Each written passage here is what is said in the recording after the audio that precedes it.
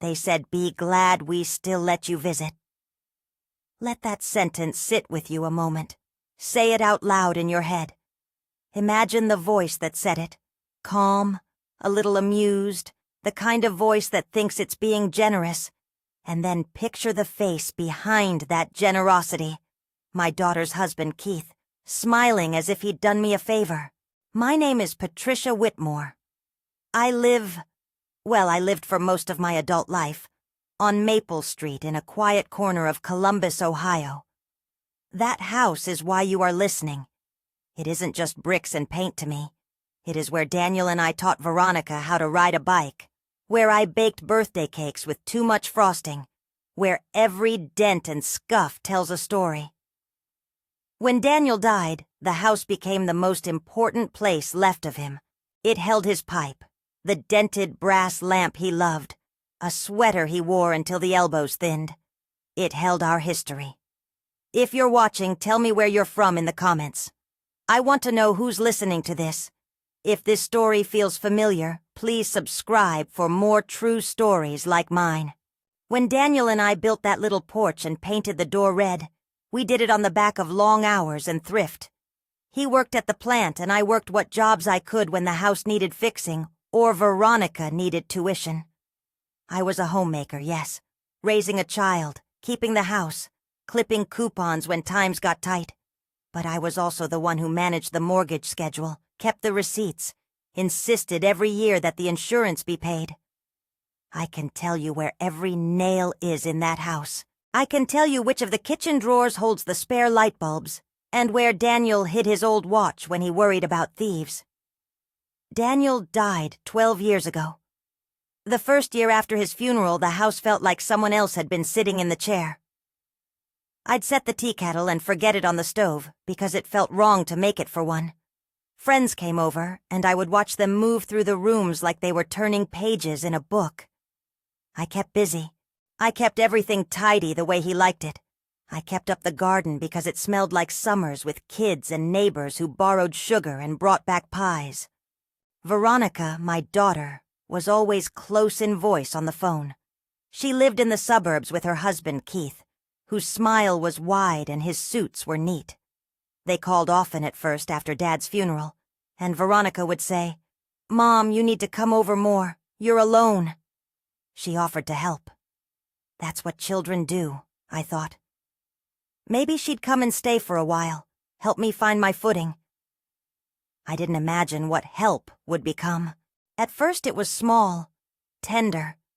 Keith tightened a leaky faucet without being asked. Veronica brought casseroles that tasted like my sister's kitchen.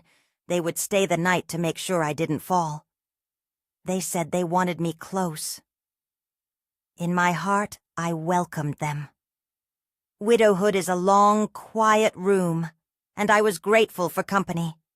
But gratitude can be a doorway if you don't notice what follows. The first thing that shifted was the bedroom. It sounds trivial now, but the master bedroom had been ours for 47 years. The blanket Daniel wore when he got up for the night was still folded on the foot of the bed. My nightstand had Daniel's watch and a scribbled list of things he wanted fixed. One morning I woke and found a new bed, too big, too modern, where our bed had been. The mattress had creases like a stranger's back, Veronica said with a smile. "Oh, Mom, we thought it would be more comfortable if we rearranged a bit. You can use the small room. It's cozy." Cozy? I wondered who got to decide what was cozy. "Is that your idea?" I asked her. "It's ours," she said, and her voice was soft. She meant ours in a way that didn't include me. They started moving things. My rocking chair, the one Daniel carved a little notch into the armrest with a pocket knife when Veronica was born, was gone.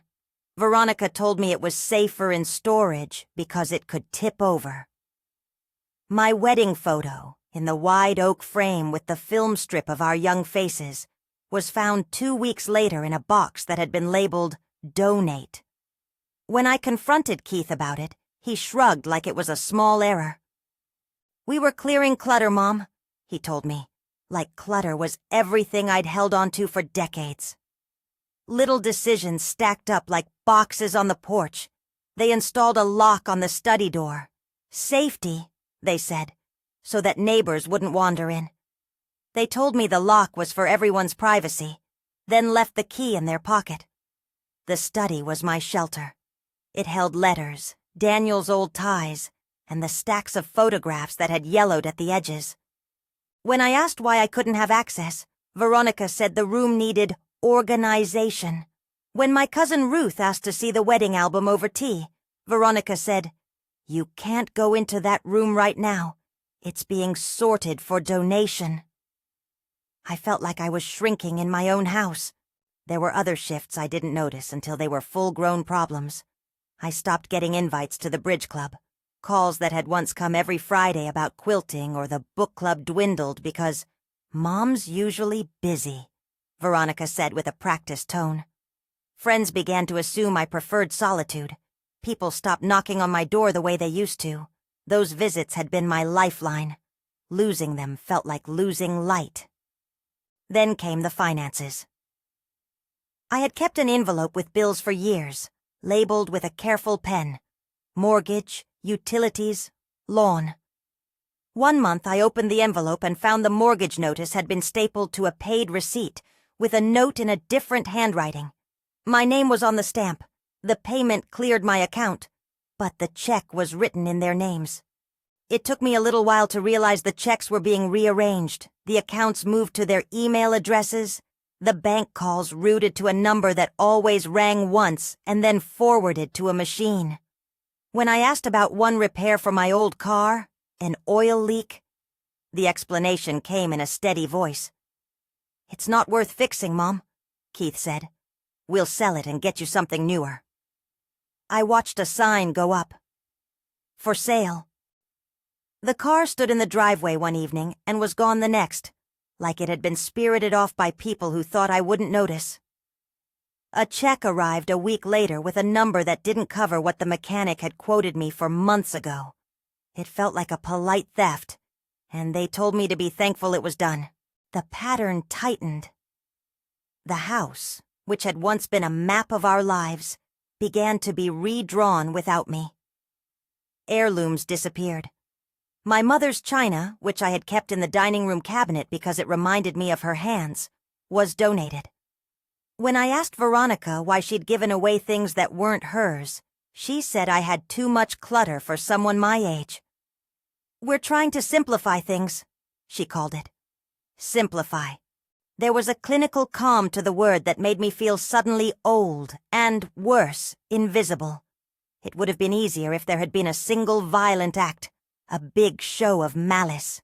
Instead, it was the steady erosion, like sand on the shore. You don't notice the tide until you're ankle deep and the water is at your knees. The Thanksgiving that changed everything began with my usual preparations.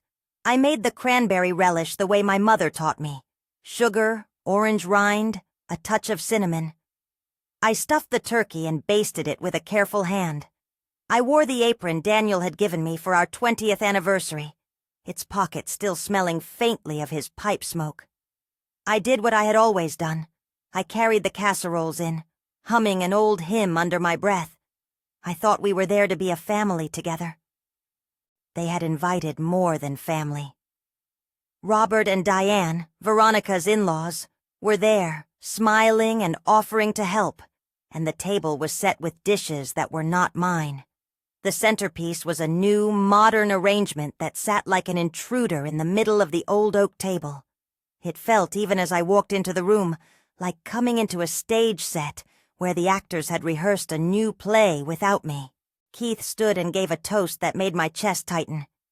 He spoke about new chapters and building a future. He talked casually about how houses change hands, and he raised his glass, and the word that cut through the warmth of the room was inheritance. He said it with the soft certainty of someone who believes in inevitabilities. "Veronica and I will eventually be the ones to maintain this place," he said, smiling, and the guests laughed like a small chorus. My hands, steady for years, trembled a little as I set my plate down. After the meal, something else happened. I was in the kitchen rinsing a dish when I heard Keith on the phone in the living room, his voice low, doing a thing men do when they think no one is listening. He was speaking to someone about starting the paperwork and using a word I'd only heard once before at a neighbor's house: conservatorship. He sounded practiced, clinical. "We'll need to prove diminished capacity," he said. "Get the right affidavits in place. If we move fast, we can control decisions." I stood there with my hands wet and soap under my nails, the sink full of water that I did not feel. I listened to the syllables of my life being negotiated like a business transaction. Control, paperwork, move fast. The room became very small. When the conversation ended, I confronted them. "What did you mean on the phone?" I asked, and my voice came out library quiet, the soft kind of anger that can slide under the radar. Veronica looked at me with that look a mother knows, an expression that signals you're being unreasonable and sentimental, and perhaps a little unwell. "We're only thinking of your best future," she said. "We don't want you to make mistakes, Mom. People forget things. You know how you misplace things." Her smile had the kindness of someone who has rehearsed care as a shield. The next morning I woke at dawn and sat in the kitchen with a cup of tea that had gone cold. The house felt foreign. Every object looked slightly askew, as if its alignment had been altered to accommodate a new plan. Daniel's boots still lined the back hall, and it felt to me almost obscene that anyone would imagine moving them without asking me. That afternoon, I told Carol everything. Carol Jennings is the kind of friend who has known me since before Veronica was born. She used to borrow sugar, and we'd gossip about our men on the swing set. Carol lives 3 streets over and still waters my garden when I'm away. When I told her about the lock on the study, the donated china, the phone call I overheard, she set down my hand like it was fragile. "Pat," she said, "you need help. This is not normal." Her voice was sharp in a way that did not surprise me. Carol has always been practical. She once took a drunken teenager of mine to school in the winter because the bus didn't come. "We're going to gather everything," she said. "Receipts, the bank records, your photos. We'll document it. I did not know you could make a pattern out of small cruelties. I did not know how to prove that being removed from my room was not about simplifying, but about erasure. Carol taught me to photograph the rooms, to write down the dates when things moved, to note conversations and who was present. She suggested I make copies of any mail that came in addressed to me, and to keep a ledger of my bank statements. It felt cumbersome, like spying on my own life, but also felt like opening a window, letting light in on what had been happening in the dark. She called an attorney on my behalf. Margaret Chen's name came from a woman at church who'd done work for a friend. Margaret is younger than I expected, professional in a humble way, someone who spoke plainly without making you feel small. At our first meeting, she sat across from me, leafing through a small stack of papers Carol had brought, and she nodded like someone assembling a puzzle. "You did the right thing to document," Margaret said. "These things add up. We'll need dates, receipts, any witnesses. You have options, Mrs. Whitmore. We can consider several routes: serving notice for changes, formal complaints for unauthorized sale of property, and yes, we can look at your estate planning."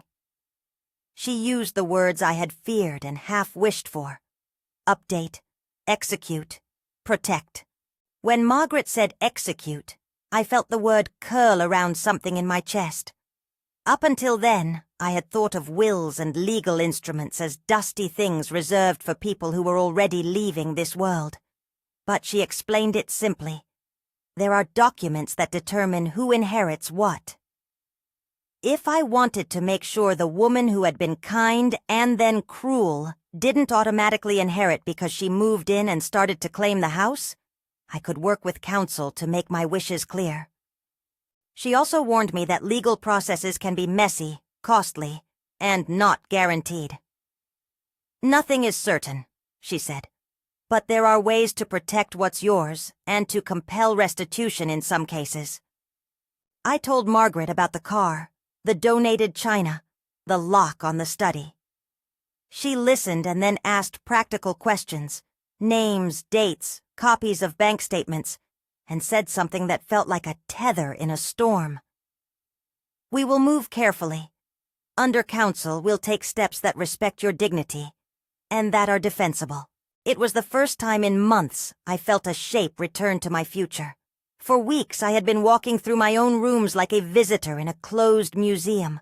For the first time, I had someone telling me that I could act. But the choice to act was not made in a single day. There was fear. What would my daughter say? What might she do if she felt cornered? Would I sacrifice the tenuous contact with my grandchildren, the moments I had left to visit them, if I moved forward?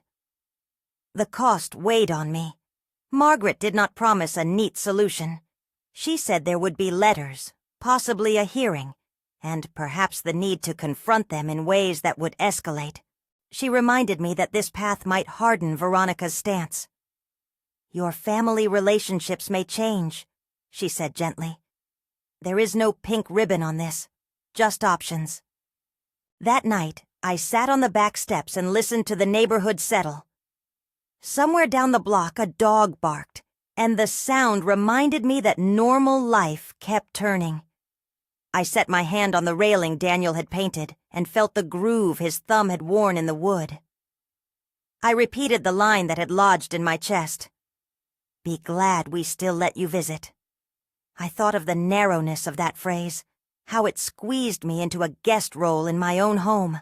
I thought of the photographs boxed in an attic, and of the way the children's laughter had once echoed off the wallpaper. There is a moment in every story like this. The moment when you decide whether to let loss happen in small increments until your life is finished by other people, or to stand up and say, "This is mine." For me, the moment came not with a single fury, but with a steady, stubborn remembering of what I had built and who I had been. I thought of Daniel's laugh, of the mortgage paid on his wages and my careful hands. I thought of the recipe book stained with decades of dinners. I thought, too, of what it would mean to hand the keys over because I was too tired to keep fighting. It's not about money, I told Carol later that week. It's about being treated as if I don't belong in my own life. Carol squeezed my hand. Then we'll make them see, she said, and her voice had the resolve of someone who had never liked bullies. The next morning I signed a retainer. It felt strange to put my name on a line that bound me to legal action. But Margaret had been careful, compassionate, and forcefully clear. She explained options without promising triumph. She suggested we start with a formal letter demanding the return of items and asking for clarity about the changes they had made in the household. She proposed updating my estate documents so the title and my will reflected my current wishes. Executing your will and clarifying ownership now can prevent an automatic transfer later, she told me. It's not petty. It's prudent. When I left the lawyer's office, I felt the odd sensation of being both old and newly armed. The house on Maple Street felt heavier and lighter at once, like a ship that was about to have its hull painted but also its sails set. I went home and piled photographs on the dining table, opened drawers, and took notes. Carol helped me make lists.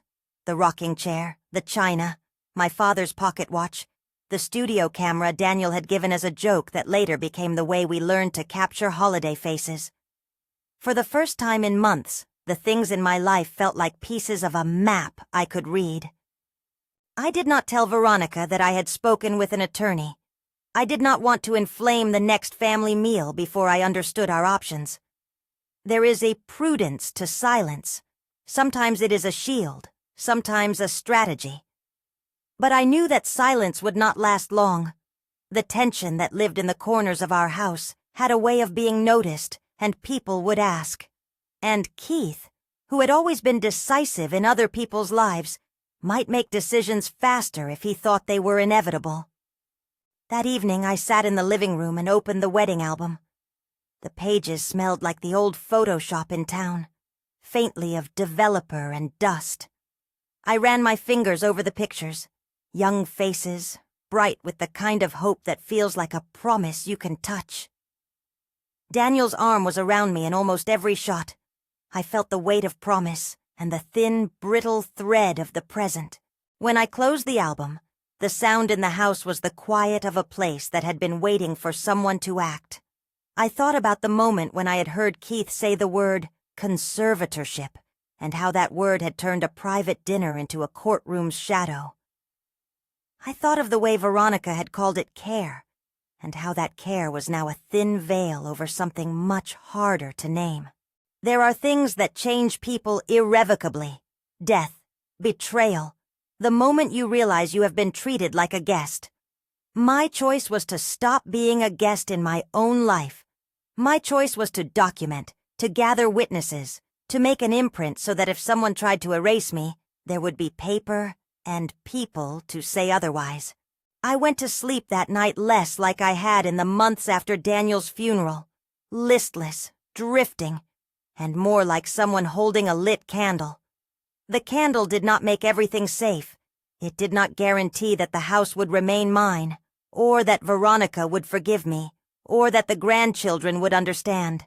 But it lit a small territory of ground where I could stand. The next morning, I woke to the kind of quiet that comes before decisions.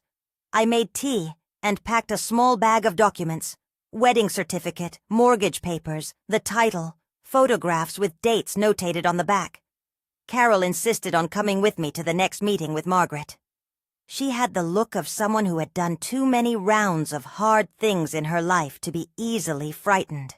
Margaret reviewed our evidence: photos of rooms before and after, bank records where funds had been diverted, a copy of the for sale sign I'd found one morning with my car listing, and notes about who had been present when the china was donated. She was careful, asking questions that had the weight of someone sorting truth from memory. "We will start with a formal demand," she said. "We will ask for the return of specific items and a clear accounting of transactions. We will offer a chance to resolve things without litigation. If they refuse, we can consider further steps." "How likely is it," I asked, hearing the smallness in my own voice, "that I can keep this house?"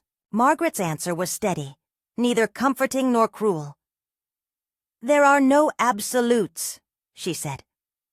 "But the fact that you have documentation, witnesses, and a history of managing the property helps. Executing your will now, clarifying title, and pursuing restitution for items improperly removed are actions that can protect your interests. We'll do this under counsel, and we'll try to preserve dignity at every step." Dignity. That word kept returning, like a slow refrain. I had not thought of legal action as a way to reclaim dignity before. I had seen it as the realm of the desperate or the vindictive. But what Margaret proposed felt, to me, like an insistence on being seen as a person with rights. My life had value. The objects in it had meaning. To prevent them from being quietly repurposed into someone else's future felt less like spite and more like stewardship. When I walked back into the house that afternoon, Carol squeezed my arm. "We'll do this right," she said. The word "we" felt like a small battalion. For the first time since Thanksgiving, I felt less alone. At the sink that evening, I found another pile of mail: a notice for a home repair I had already paid, and a flyer for a new car sale in town. I had always enjoyed reading mail as a small ritual, opening the paper like a slow conversation with the world. Now the mail reads like a ledger of questions. Whose name is on what? Who decides? Who is allowed to make the day-to-day choices about a life? I placed the documents Margaret had given me in a safe spot and sat down at the dining table. The album lay open.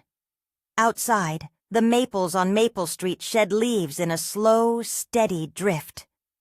It felt like the neighborhood was reminding me that things change, and that change is not always the enemy.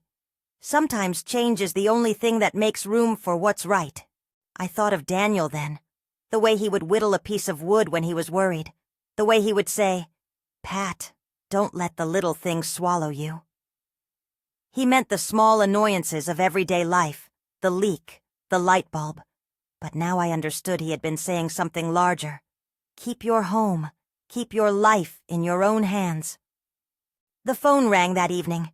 It was Veronica. Her voice was hesitant. "Mom," she said, "can we talk? Just us over coffee?" She sounded like someone who had practiced an apology. I felt something lurch inside of me. Hope, perhaps, or the tricky pull of maternal longing. I paused. I thought of the timeline Margaret had explained. Letters, possible hearings, the discomfort of confrontation. I thought of the children, my grandchildren's faces when they'd laugh across the yard. I thought of dignity and of the rocking chair with its carved notch. "I'll think about it," I told her. As I hung up, the house settled into a silence that was not quite the same as the silence that had wrapped itself around me before. The difference was the presence of plan. There are no guarantees in what I had begun.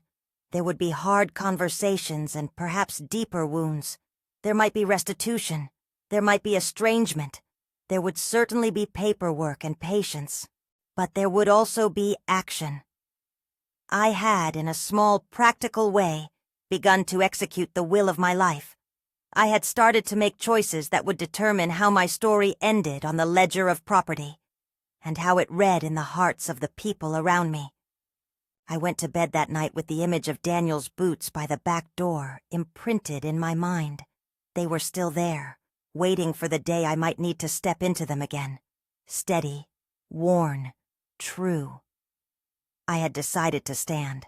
The house would find out soon enough who was living in it, and on whose terms. Veronica's invitation hung in the air like a test. I did not call her back that night. Instead, I slept with the documents under my pillow, the paper edges pressing like small truths. Dawn felt different after that. The house no longer folded me into its usual habits. It was waiting for motion. Margaret began with a letter. That first envelope, typed, official, the law firm's name at the top, felt like a small, shining weapon. It demanded the return of specific items: the rocking chair with the notch, my mother's china set, the wedding photograph in the oak frame, and an accounting of any checks or sales made in my name without my clear consent. It requested an explanation for the lock on the study, and notification of any bank or title-related changes. Margaret wrote plainly, without flourish, the way someone closes a door without slamming it. The letter offered a chance to resolve things without court.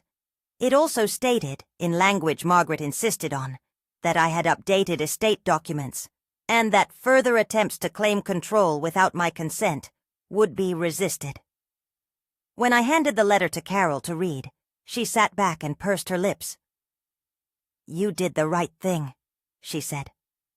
"Now watch them squirm." They did. The first reaction from the house was a silence that lasted most of the morning. Later that afternoon, Veronica called. Her voice, threaded with anxiety, said the letter had surprised them, and could we all, her, Keith, and I, talk? I agreed to meet her for coffee at a diner halfway between our houses. I didn't tell them Margaret had recommended restraint. I wanted to see what face of remorse might be on offer. The diner smelled like fried eggs and lemon oil. Veronica arrived with her hair pulled back and a smile that was a little too practiced. Keith did not come. She reached for my hand across the table and said, "I'm sorry if we made you feel excluded. We were trying to help. You know how hard it's been since Dad died." Her eyes were wet, and I wanted to reach over and say, "I know," but my hands had grown used to the shape of my own conviction. I said steadily, "Help means asking me. It doesn't mean reorganizing my life around your convenience." I told her that I had documentation of things moved or donated without my consent, that I had found my car gone and the check for it small, and that I had overheard Keith, on the phone talking about paperwork for conservatorship. I kept the word conservatorship out of my first sentences. I watched her face tighten when I said it. She blinked. She began, then stopped. There was a small panic in her voice, like someone who had been found holding too many cups at once. We thought we were doing what was best. Mom, every time you forget something at the store... It's not about forgetting, I said. It's about being decided for. She reached for my hand again and squeezed it. Can't we figure this out, just you and me? She asked. No lawyers. We can return things. I wanted to want that to be enough. But wanting is different from trusting. It won't be enough, I said. Not unless I know the past is undone and the future is clear. I said it without bitterness, which felt more dangerous. It was calm and firm. She asked if we could come to the house, return the chair, and talk to Margaret instead of sending letters. I told her Margaret had asked for written confirmation and accounting before anything else. She left the diner in a hurry, her apology half-formed. Back home, the mailbox was empty, except for a flyer from the cable company. It felt like a small mercy. Carol came by, and we walked through the house again like cartographers. She set up a little staging, my wedding photo back on the mantel for now, the china's cabinet door latched and labeled, "Do not remove." Together we made a list to include in Margaret's next letter. Serial numbers if any of the items had them, dates and witnesses for each conversation, and the names of the neighbors who had seen the "For Sale" sign appear overnight in my driveway. A day later, the house erupted. A process server showed up at noon with a crisp envelope and a badge. The paper in his hand was not the same as Margaret's letter. It was an eviction notice served to the household, naming the occupants and requesting vacature of certain areas defined in a way that made me feel I was reading someone else's complaint. The words "immediate" and "possession" were used. Margaret had not advised an eviction as our first move. She had discussed a formal demand and estate planning. Someone had acted on their own.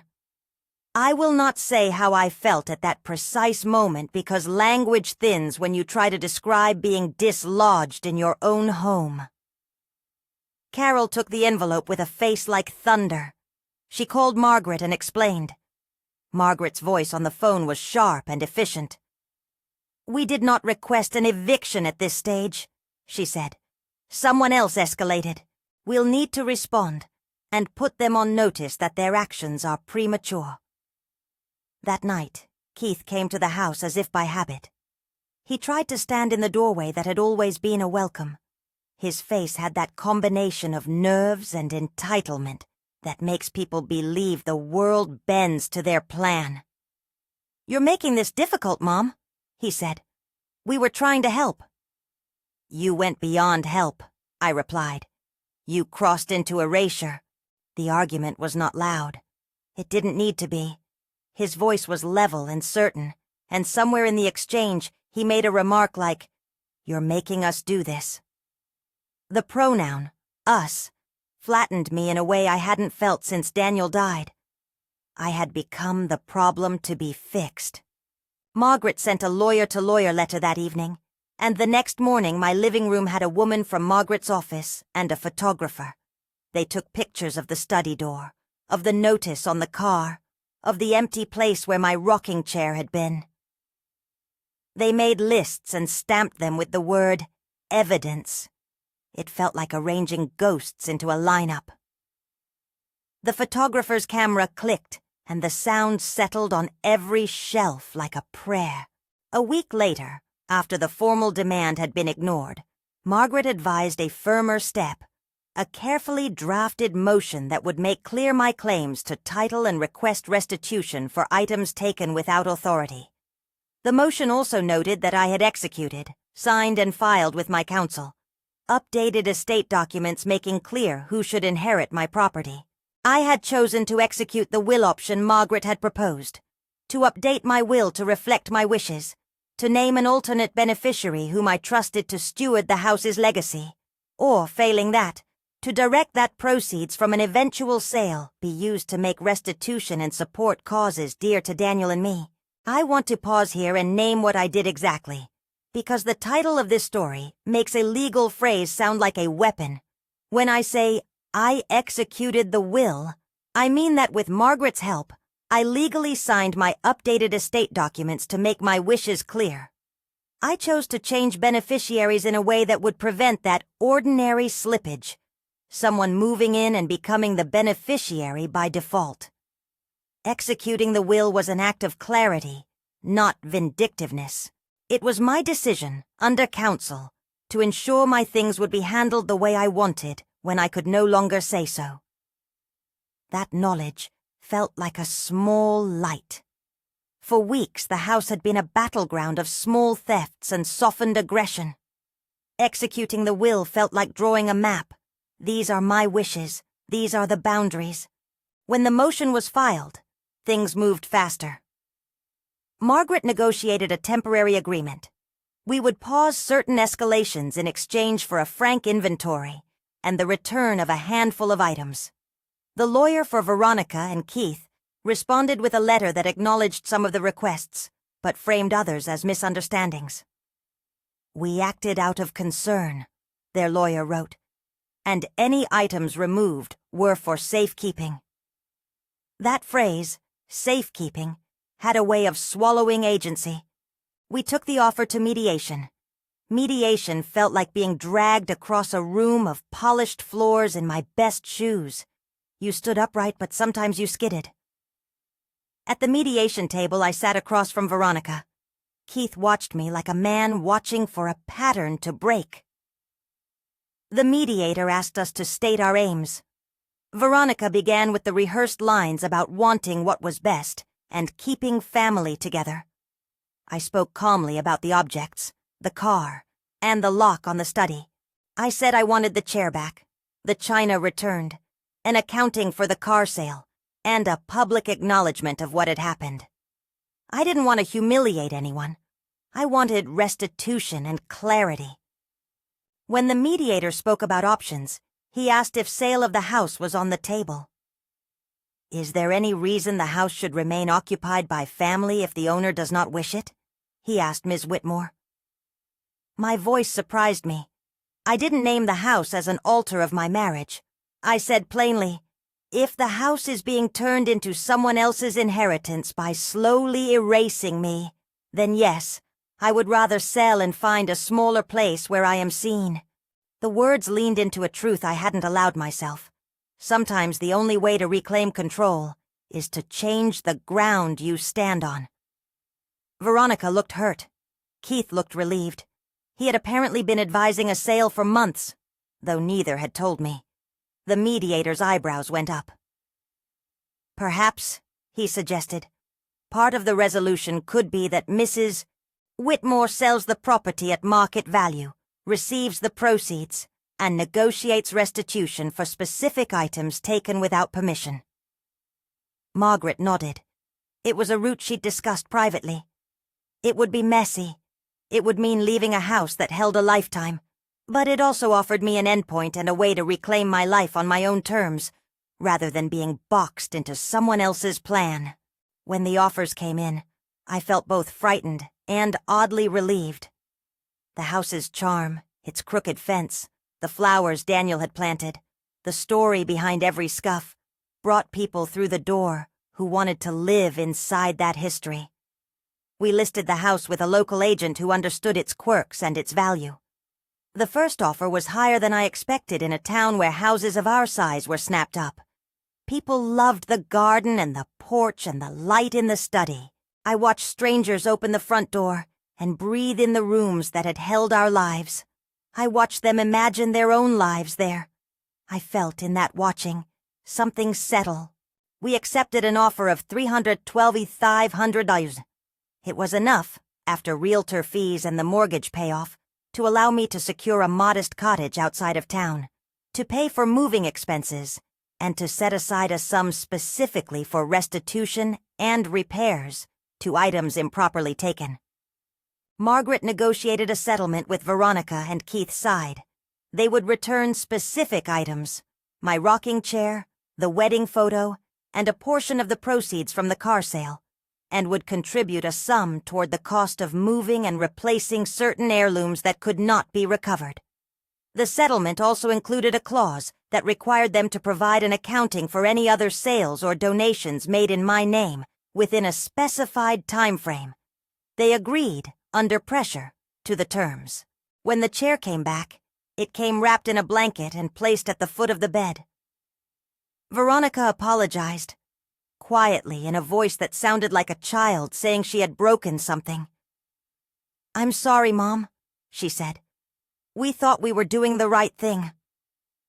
The words did not restore what had been taken, but they were something. We had a talk then. Truths, half-truths, explanations, and a little grief. She did not claim the cruelty. She claimed confusion, a need to manage, a desire for order.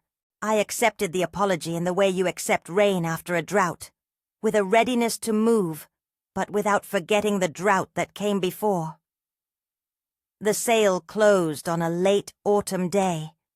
The house that had been Daniel's and mine for so long had a closing agent and a stack of papers that seemed designed to translate life into ledger. Margaret guided me through signing documents that changed ownership, transferred funds, and discharged liens. I executed my will again in the lawyer's office that day, this time as part of the closing checklist, so that there could be no ambiguity. The will named a distant cousin and a small local historical society as beneficiaries entrusted to preserve certain heirlooms, or failing that, to use proceeds for community needs we had always supported. I felt relief mixed with sorrow. Saying I executed my will before strangers felt ceremonial and final in the best way, a promise kept to myself. Moving day was quieter than I had imagined. Boxes went into a small moving truck, and neighbors stopped by with casseroles and hugs that were both warm and restrained. The new cottage was smaller. 2 bedrooms, a tidy kitchen, a small patch of yard where a sapling leaned toward the sun.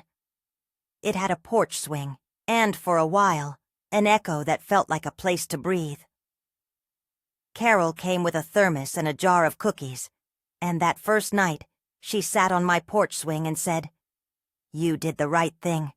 I didn't need the reassurance so much as the witness. We used part of the settlement to replace broken or missing heirlooms, and part of it to pay for a small restoration of the wedding photo. An archivist cleaned the glass and the frame and returned it in a new shadow box. The rocking chair was repaired by a woodworker recommended by a neighbor, and he matched the grain of the old wood with a careful hand. When the chair returned to its place in the cottage, something else returned too. The rhythm of my hands as they folded laundry, the way a chair can hold more than just a body. It can hold memory. There were consequences I did not expect. Veronica stopped coming by as often. The grandchildren, Brandon and Ashley, visited less, and when they did, it was during weekends scheduled by their parents. There were phone calls at odd times, awkwardly brief. At Christmas that first year, Veronica sent a card and a small ornament that, once again, she had wrapped in a way that made it seem like an offering rather than an atonement. I did not push. I could have demanded more, litigated more, tried to force contact that may have seemed like blackmail. Instead, I let the wall be. Walls sometimes keep heat in, and sometimes they keep people out. This one kept me from being used. People asked me if I regretted selling the house. Neighbors, distant cousins, the woman at church who always has a comforting word. The question usually came wrapped in a pity I did not want. "Do you miss it?" they asked. I did. I missed the scale of the rooms and the way the light came through the study windows in June. I missed the way the backyard smelled after a summer rain. Selling it felt like pruning a beloved tree to save it from disease. I had wanted to keep life whole. Instead, I made it manageable. In time, the community came back. The book club resumed meeting at my small cottage.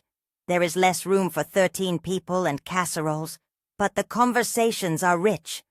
I volunteered at a local senior center, teaching a class on pie crusts and thrift. Apparently, my ability to make a meal from limited means is of interest to someone.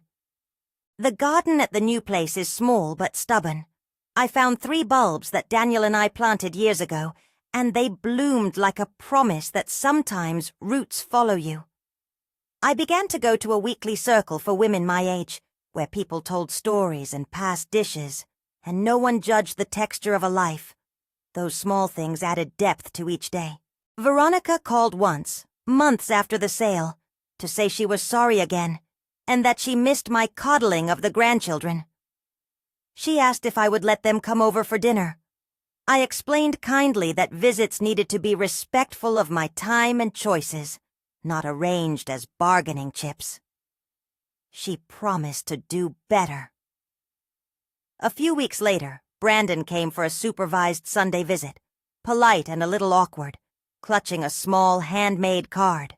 Ashley sent a drawing of our cottage with a crooked roof and bright sun. Those moments were like shaky beams holding up a small roof. They could sustain a little life, but nothing like the grand house of my past. One afternoon, while I was planting a rosemary by the back fence, a neighbor, an older man named Sam, knocked on the gate.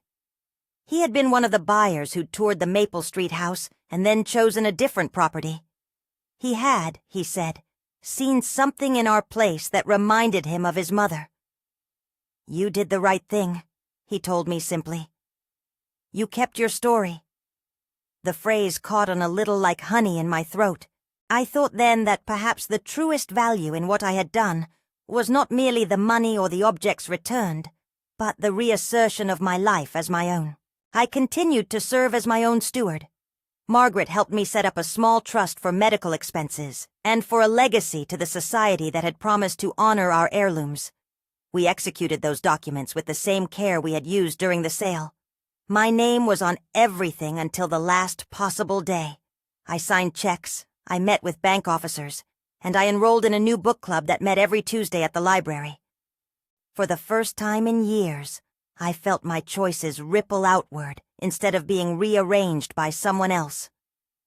There were nights I would sit in my chair, my rocking chair with the notch now safe in the corner, and think of Daniel.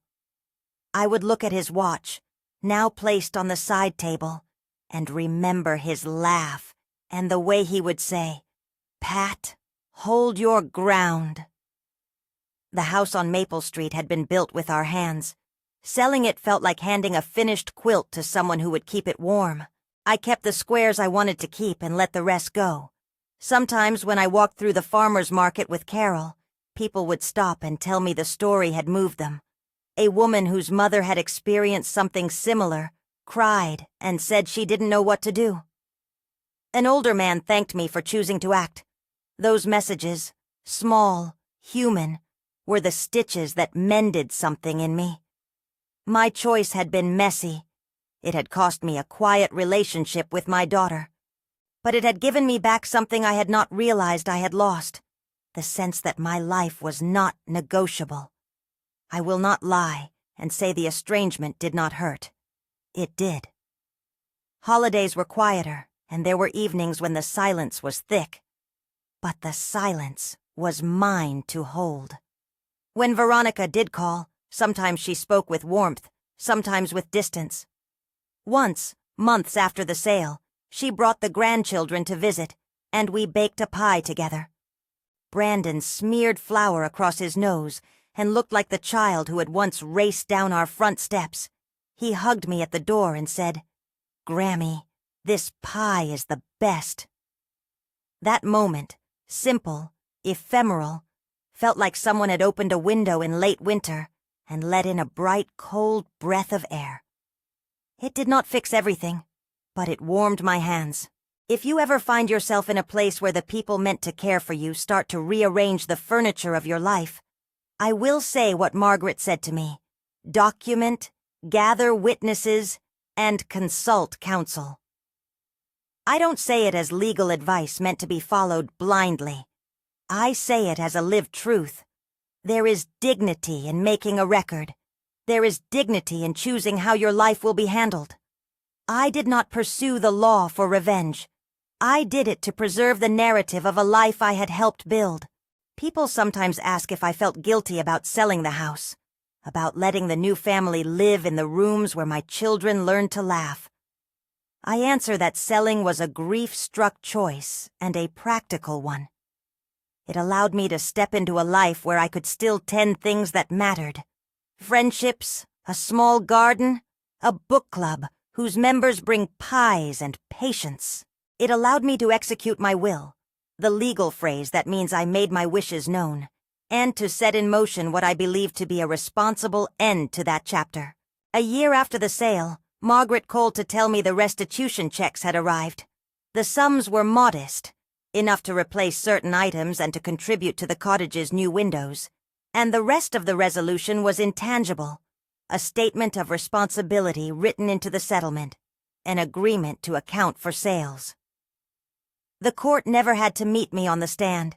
We found a way to resolve things outside an ugly public spectacle. For that I was grateful. I am not foolish enough to think every story ends that way. I know now that the law is a tool that can hurt and a tool that can heal. The difference, I suppose, is who wields it and why. Today, when I sit in my rocking chair and look out at my small garden, I sometimes think of that Thanksgiving. The table set with modern centerpieces, the word inheritance said like a promise, the thin, bright sting of betrayal.